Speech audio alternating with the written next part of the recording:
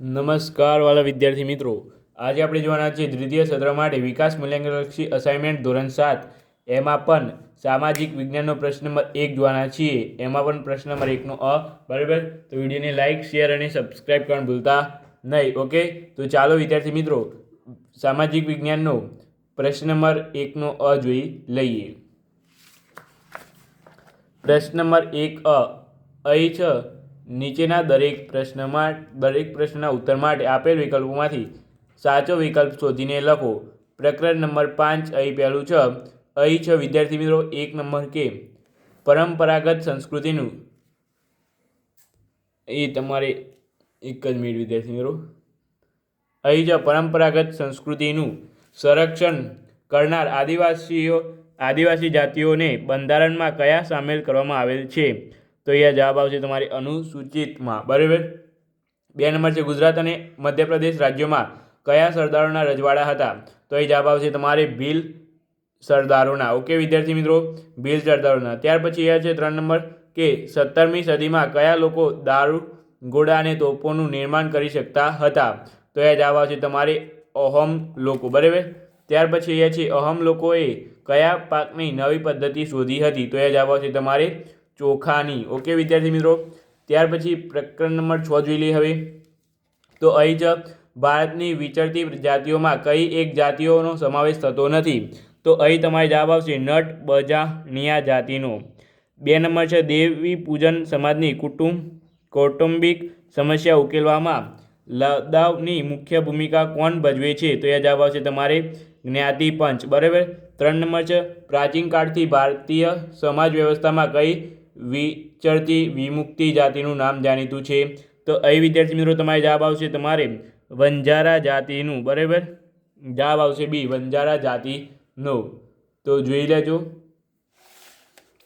ત્યાર પછી અહીં 4 નંબર છે કાંકસિયા, વેડવા, મંદારી, ડફેર વગેરે વિચરતી અને વિભુક્તિ જાતિઓની જીવનશૈલી મોટાભાગે કઈ પ્રથાની જોવા મળે છે? તો એ જવાબ આવશે તમારે કબીલા. ઓકે વિદ્યાર્થી મિત્રો, કબીલા. ત્યાર પછી પ્રકરણ નંબર 7 અહીં છે ચૈતન્ય મહાપ્રભુએ બંગાળમાં કયો મંત્ર ગુંજરતો કર્યો હતો? તો એ તમારે જવાબ આવશે હરિબોલ. કયો? હરિબોલ. ઓકે.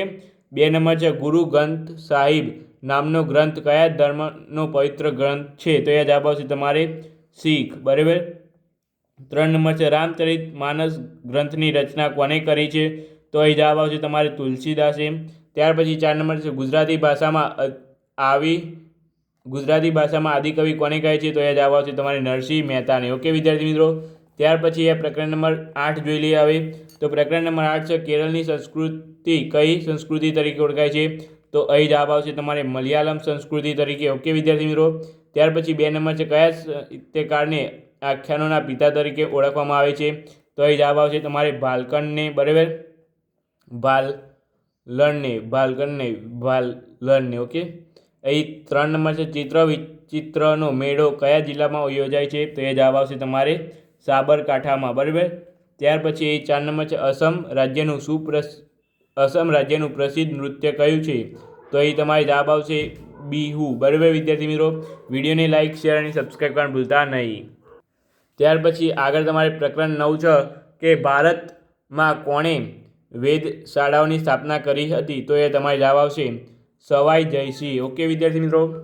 અહીં 2 નંબર છે નીચેનામાંથી કયા શીખ સરદારે મુગલો વિરુદ્ધ બળવો કર્યો હતો? તો એ તમારે જવાબ આવશે વિદ્યાર્થી મિત્રો બંદા બહાદુરે. બરાબર.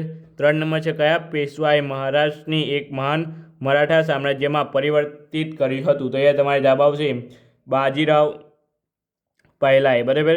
4 નંબર છે ઈસવીસન 1739માં કોણે ભારત પર આક્રમણ કર્યું? તો એ તમારે જવાબ આવશે નાદિર શાહે. બરાબર વિદ્યાર્થી મિત્રો, કોણે? નાદિર શાહે. ત્યાર પછી અહીંયા છે તમારે પ્રકરણ નંબર 13. તો અહીં છે નીચેનામાંથી કઈ આપત્તિ કુદરતી આપત્તિ છે? તો એ તમારે જવાબ આવશે દુષ્કાળ. બરાબર. 2 નંબર છે માનવસર્જિત આપત્તિ કઈ છે? તો વિદ્યાર્થી મિત્રો અહીંયા તમારે જવાબ આવશે ઔદ્યોગિક અકસ્માત. 3 નંબર છે કઈ ઘટના માટે પૃથ્વીના પેટાળમાં થતી ભૂગર્ભિક ક્રિયાઓ જવાબદાર છે? તો એ જવાબ આવશે તમારે ભૂકંપ. 4 નંબર છે 16 જૂન 1819ના રોજ ગુજરાતમાં કયા સ્થળે ભૂકંપ થયો હતો? તો એ જવાબ આવશે તમારે કચ્છ. બરાબર. ત્યાર પછી પ્રકરણ નંબર 14 જોઈ લઈએ. હવે કયું સંસાધન અવનીયકરણ સંસાધન છે? તો એ વિદ્યાર્થી મિત્રો તમારે જવાબ આવશે ખનિજ તેલ. ઓકે. 2 નંબર છે નીચેનામાંથી સિંચાઈના માધ્યમો કયા છે? તો એ તમારે જવાબ આવશે આપેલ તમામ. કૂવા, નહેરો, તળાવો. બરાબર. ત્યાર પછી તમારે ડી જવાબ આવશે આમાં. 3 નંબર છે માનવીએ સૌપ્રથમ કઈ ધાતુનો ઉપયોગ કર્યો હશે? તો એ જવાબ આવશે તમારે તાંબુનો. બરાબર. 4 નંબર છે લદ્દાખમાં કયું વિશિષ્ટ પ્રાણી જોવા મળે છે? તો એ જવાબ આવશે તમારે યાક. વિદ્યાર્થી મિત્રો વિડીયોને લાઇક, શેર અને સબસ્ક્રાઈબ કરવાનું તો ન જ ભૂલતા. બરાબર. અહીં પ્રકરણ નંબર 17 જોઈ લઈએ. મકાનને ઘર બનાવવાનું કામ કોને દ્વારા શક્ય બને છે? તો એ જવાબ આવશે તમારે મહિલા દ્વારા. 2 નંબર છે ગુજરાતમાં શહેરી વિસ્તારમાં દર 1000 પુરુષોએ સ્ત્રીઓની સંખ્યા કેટલી છે? તો એ જવાબ તમારે આવશે 880. 3 નંબર છે ભારતના કયા રાજ્યમાં મહિલાએ દારૂબંધી કરવા સરકાર સામે સફળ આંદોલન કર્યું હતું? તો એ તમારે જવાબ આવશે બિહારમાં. ઓકે. 4 નંબર છે શું નાબૂદ કરવામાં આવે તો ઘણી સમસ્યાઓ નિવારી શકાય? તો અહીં તમારે જવાબ આવશે જાતિગત ભેદભાવ. ઓકે. એ જ રીતે હવે પ્રકરણ નંબર 18 જોઈ લઈએ આપણે વિદ્યાર્થી મિત્રો. તો પ્રકરણ 18માં અહીંયા છે પહેલાંના સમયમાં સંદેશો મોકલવાની રીતોમાં કઈ એક રીતનો સમાવેશ થતો નથી? તો અહીં તમારે જવાબ આવશે મોટે અવાજે રડવું. બરાબર. ત્યાર પછી અહીંયા છે 2 નંબર કે નીચેના પૈકી કયું સંચારણ માધ્યમ શ્રાવ્ય પ્રકારનું સંચારણ માધ્યમ છે? તો એ તમારે જવાબ આવશે રેડિયો. વિદ્યાર્થી મિત્રો. ઓકે. 3 નંબર છે ભારત અભ્યાસ કરતા વિદ્યાર્થીઓને મોબાઈલ ફોનનો ઉપયોગ શાના પૂરતો કરવો જોઈએ? તો એ વિદ્યાર્થી મિત્રો જવાબ આવશે તમારે વાતચીત પૂરતો. બરાબર. 4 નંબર છે સરકાર કોના દ્વારા લોકકલ્યાણની યોજનાઓનો ખ્યાલ લોકો સુધી પહોંચાડે છે? તો એ જવાબ આવશે તમારે જાહેરાતો દ્વારા. પ્રકરણ નંબર 19 અહીં છે કયા બજારની દુકાનો આપના ઘરની આજુબાજુમાં જ હોય છે? તો અહીં વિદ્યાર્થી મિત્રો તમારે જવાબ આવશે સી. જવાબ આવશે મોહલ્લા બજારની. બરાબર વિદ્યાર્થી મિત્રો. જવાબ આવશે તમારે સી મોહલ્લા બજારની. વિદ્યાર્થી મિત્રો વિડીયોને લાઇક, શેર અને સબસ્ક્રાઈબ કરવાનું તો ભૂલતા જ નહીં. 2 નંબર છે એક જ બિલ્ડિંગમાં એકસાથે કેટલીય અલગ અલગ પ્રકારની દુકાનો હોય તેને શું કહેવાય? તો એને વિદ્યાર્થી મિત્રો શોપિંગ કોમ્પ્લેક્સ કહેવાય. વિશ્વમાં સૌથી વધુ ગ્રાહકો કયા દેશમાં છે? તો અહીં વિદ્યાર્થી મિત્રો જવાબ આવશે ભારતમાં. ઊનની બનાવટનો એક કયો માર્કો લગાડવામાં આવે છે? ઊનની બનાવટો પર કયો માર્કો લગાડવામાં આવે છે? તો વૂલ માર્કો લગાડવામાં આવે છે. બરાબર. પ્રશ્ન નંબર 1નો બ આપણે બીજા વિડીયોમાં જોવાના છે વિદ્યાર્થી મિત્રો. આ વિડીયો માટે આટલું જ. વિડીયોને લાઇક, શેર અને સબસ્ક્રાઈબ કર્યા વગર તો જતા જ નહીં. અને વિડીયો કેવો લાગ્યો એ નીચે કોમેન્ટમાં અવશ્યપણે જણાવી દેજો. તો ચાલો વિદ્યાર્થી મિત્રો મળીને આ વિડીયો સાથે. Thank you so much.